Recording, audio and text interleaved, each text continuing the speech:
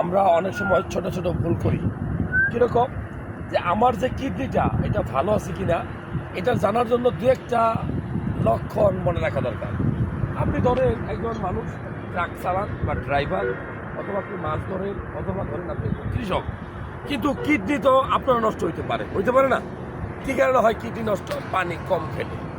আবার অনেকে আছে কিডনি ভালো রাখার জন্য অনেক বেশি পানি খায়, সেটাও ঠিক না। অতিরিক্ত পানি খেলেও কিডনি নষ্ট হয়। আপনার কিডনিটা নষ্ট কীভাবে বুঝবেন বা ড্যামেজ হচ্ছে কীভাবে বুঝবেন?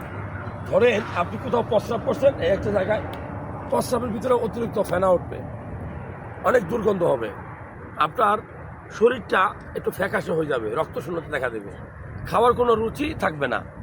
আপনি দেখবেন যে হঠাৎ করে আপনার প্রস্রাবের সাথে রক্ত দিতে পারে, প্রস্রাবের কালার চেঞ্জ হতে পারে, দুই পাঁচরে ব্যথা করতে পারে।